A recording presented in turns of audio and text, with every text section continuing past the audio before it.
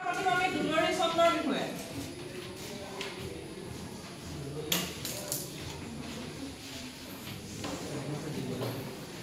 দুলৰী চন্দ্ৰ কাক বোলে আৰু দুলৰী চন্দ্ৰৰ উদাহৰণ কি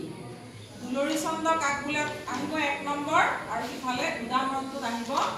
1 নম্বৰ মুঠতে 2 নম্বৰ তেনেকৈ দুটা লিখিবলৈ আহে যিকোনো দুটা তলত ছন্দসমূহৰ নাম দি দিব আৰু তলত দিয়া ছন্দসমূহৰ যিকোনো দুটাৰ সূত্ৰ লিখি উদাহৰণ দিয়া এতিয়া আমি পয়া ছন্দৰ বিষয়ে আগত শিকিলো মানে এইবাৰ আহিছো দুলৰী ছন্দক ত্ৰিপদী বুলিও কোৱা হয় কিয় কোৱা হয় তিনটা পদ আছে এটা চৰণত তিনটা পদ আছে এতিয়া আমি কেনেকৈ আগবাঢ়ি আমি উদাহৰণটো দি লৈছো তোমালোকে মুখা গোৱা মই দুৰাচাৰ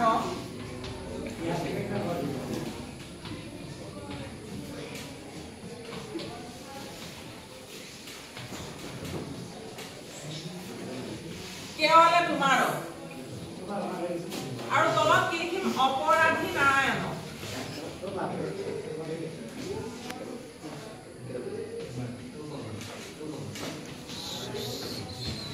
অপৰাধী নাৰায়ণ এতিয়া এই পদ কেইটালে চোৱাচোন এইটো এটা চৰণ এই গোটেই ইয়ালৈকে এটা চৰণ গম পাইছানে মই দুৰাচাৰ কেৱলে তোমাৰ অপৰাধী নাৰায়ণ আমি একেটা আয়াসতে কওঁ সেইকাৰণে এটা চৰণ এইটো বুজি পাইছা একেটা আয়াসতে যেতিয়া আমি কম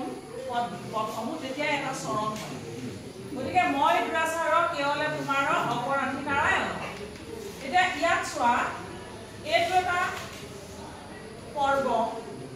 এইটো এটা পৰ্ব এইটো এটা পৰ্ব তিনিটা পৰ্ব আছে নে নাই মানে তিনিটা পদ আছে গতিকে ইয়াক কি বুলি কয় সেইকাৰণে ইয়াক ত্ৰিপদী বুলিও কোৱা হয় এতিয়া দুলৰী ছন্দ বা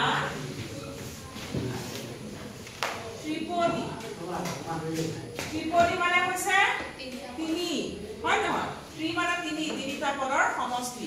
গতিকে আমি ইয়াত তিনিটা পদ পালো মই দুৰাচাৰ কেৱলে তোমাৰ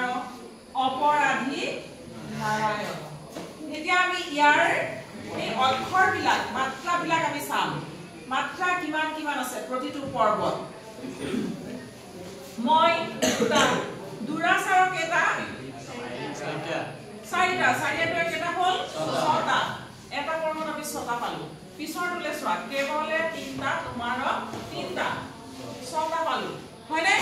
তাৰ পিছৰ যিটো পৰ্ব মানে তৃতীয় পৰ্বটোত আছে অপৰাধী নাৰায়ণ ইয়াত চাৰিটা কেইটা পালো 8টা গতিকে ইয়াত আমি 8টা পালো এই গোটেই পৰ্বটোত এইটো হৈছে প্ৰথম চৰণত আমি 6 + 6 + 8 মাত্ৰা অৰ্থাৎ এনেকৈ লিখিম 6 + 6 + 8 মাত্ৰা মুঠতে কিমান 20টা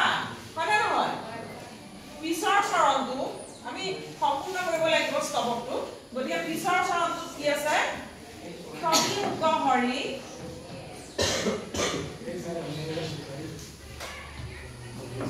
ক্ষমি উক হৰি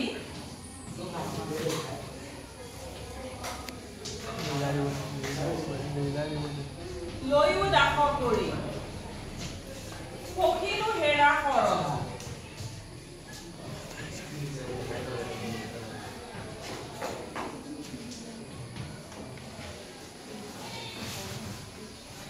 এতিয়া এই স্তৱকটো শেষ হ'ল কিন্তু আমি চৰণ কেইটা পালো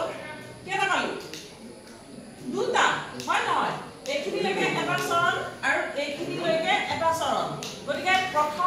প্ৰথমটো চৰণত যেনেকৈ আমি 6 + 6 + 8 মাত্ৰা পাইছিলো দ্বিতীয়টো আমি একেই পাব লাগিব ছয়টা হিচাপ কৰি ক্ষমি উক হৰি এইখিনি চাৰিটা হৰি চাৰিটা ছটা হ'লে না ছটা লৈও দাস কৰি লৈও দুটা দাস কৰি চাৰিটা মুঠতে ছটা হয় তাৰপিছত কখিলো হেৰা শৰণ ইয়াক হিচাপ কৰা কখিলো হেৰা শৰণ কেইটা হ'ল ইয়াত 5টা ইয়াত 3টা 8টা হ'ল হয় নে নহয় গতিকে এই তৃতীয় চৰণটোত আমি 8টা পালো তাৰ মানে 6 + 6 + 6 + 6 + 6 + 8 মুঠতে 20টা দুটা চৰণত আমি 40টা অক্ষৰ পালো গতিকে যিবিলাক ছন্দসজ্জাত প্ৰথম চৰণত 3টা পৰ্ব থাকে দ্বিতীয় চৰণতো 3টা পৰ্ব থাকে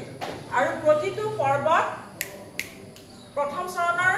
প্ৰথম আৰু দ্বিতীয় পৰ্বত 6টাকৈ আৰু তৃতীয় পৰ্বত 8টা মুঠতে দুটা চৰণত আমি 20 কৈ 40টা পৰ্ব পাম 40টা অক্ষৰ পাম বুজি পাইছানে তেনেকুৱা ধৰণৰ ছন্দসজ্জাবোৰে হৈছে কি দুলৰি বা